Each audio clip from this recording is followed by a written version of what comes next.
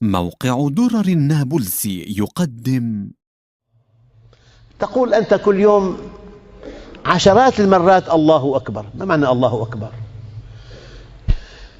إذا شغلت عن الصلاة من أجل المال، الله أكبر من المال.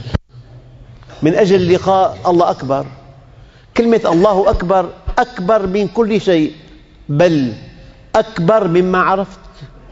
مهما عرفت الله فهو أكبر، أكبر مما عرفت.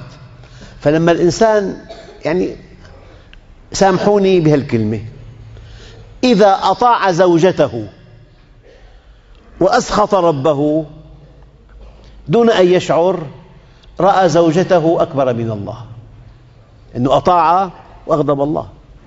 إذا أطاع من فوقه وعصى ربه، رأى من فوقه أكبر من الله. كلمة الله أكبر شيء بيخوف. أنت حينما تؤثر شيئا دون الله على مرضاته ما قلتها ولا مرة، ولو رددتها بلسانك 1000 مرة. لو قلت 1000 مرة الله أكبر، إذا آثرت مخلوقا وأرضيته وعصيت خالقك ما قلتها ولا مرة، ولو رددتها بلسانك 1000 مرة. هي حقيقة مرة ومؤلمة. نحن بالعيد الله أكبر بنقول، عيد الأضحى نكبر دائما، لكن لما بيكون في مصلحة أن تشتري شيء ما بيرضي الله عز وجل.